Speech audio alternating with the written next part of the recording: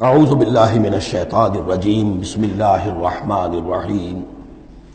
وقال الذین کفروا لولا نزل علیہ القرآن جملۃ واحدہ، یہ ایک اور اعتراض تھا ان کی طرف سے۔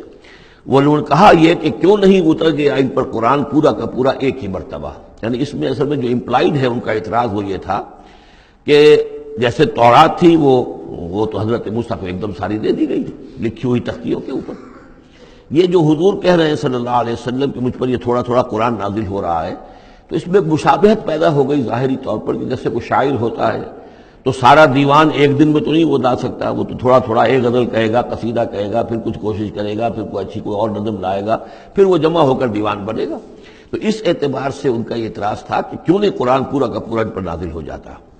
کذالک لنثبت بہ فؤادک، یہ ہم نے اس لیے کیا ہے محمد صلی اللہ علیہ وسلم کہ اس کے ذریعے سے آپ کا جی، آپ کا دل اس پر ٹھک جائے۔ ورتلناہ ترتیلا، یعنی یہ کہ حالات کی مناسبت کے ساتھ ساتھ یہ نازل ہو رہا ہے، اور یہ کہ صرف حضور کا نہیں بلکہ اہل ایمان پوری جماعت، اس لیے کہ بر وقت جب رہنمائی آتی تھی اور بر وقت جو حالات تھے اس وقت ان کے حوالے سے گفتگو ہوتی تھی تو انہیں تسکین حاصل ہوتی تھی، انہیں یہ حوصلہ ملتا تھا کہ آج جو کچھ ہمارے ساتھ ہو رہا ہے یہی نوح کے ساتھ، ہود کے ساتھ، صالح کے ساتھ ہو چکا ہے، اور بالآخر جو ہے اللہ تعالیٰ نے ان سب کو کامیاب کیا اور انہیں بچا لیا، اور باقی ان کے دشمن جو ہیں وہ ملیا بیٹ ہو گئے، تو اس سے ان کے دلوں کو سہارا ملتا ہے۔ وَلَا يَأْتُونَكَ بِمَثَلٍ إِلَّا جِئْنَاكَ بِالْحَقِّ، اور یہ کوئی بھی اعتراض آپ پر نہیں کریں گے، کوئی بھی مسئلہ آپ کے سامنے پیش نہیں کریں گے مگر یہ کہ ہم اس کے جواب میں حق لے آئیں گے آپ کے پاس، ان کو پورا جواب مل جائے گا، وَأَحْسَنَ تَفْسِيرًا، اور بہترین تشریح ہم کھول کر دیں گے۔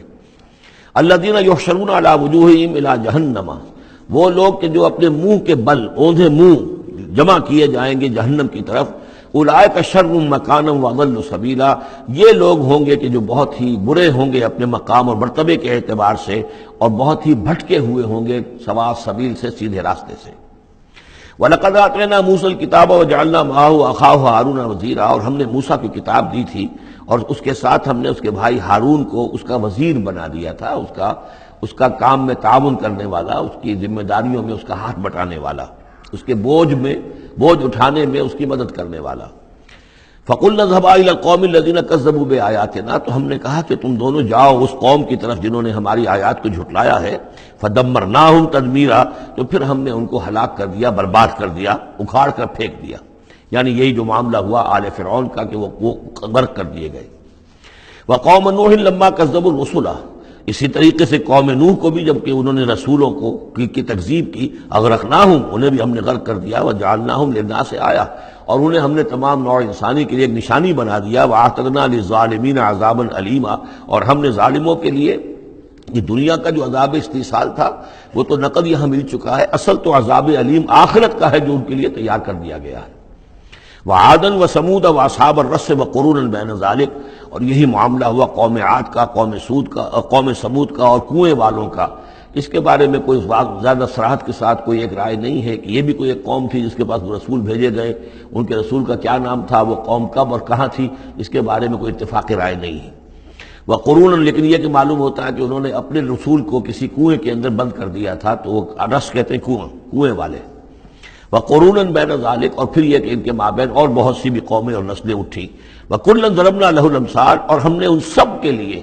اپنے اپنے وقت پر ہم نے دلیلیں دی، حقائق واضح کر دیے، تمثیلیں بیان کی۔ وکلا تبرنا تتبیرا، لیکن بالآخر ان کے انکار کی پاداش میں ان سب کو ہم نے غارت کر دیا۔ وَلَقَدْ أَتَوْا عَلَى الْقَرْيَةِ الَّتِي أُمْطِرَتْ مَطَرَ السَّوْءِ، اور یہ لوگ آتے جاتے ہیں اس بستی پر کہ جس پر بڑی بری بارش ہوئی تھی، یعنی یہی سدوم اور عمورہ کی بستیاں۔ افلم یکونوا یرونہا، تو کیا یہ اس کو دیکھتے نہیں ہیں؟ یہ جب جاتے ہیں قافلہ لے کر اپنے اس کے قریب سے گزرتے ہیں، وہاں کے وہ کھنڈرات ہیں وہ ان کی نگاہوں کے سامنے آتے ہیں، تو کیا یہ اس کو دیکھتے نہیں ہیں؟ بل کانوا لا یرجون نشورا، لیکن یہ کہ ان کو جی اٹھنے کی اور بعد سے بعد الموت کی امید نہیں ہے،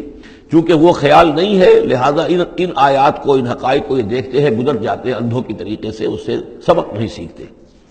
وَإِذَا رَأَوْكَ إِن يَتَّخِذُونَكَ إِلَّا هُزُوًا، اور اے نبی جب یہ آپ کو دیکھتے ہیں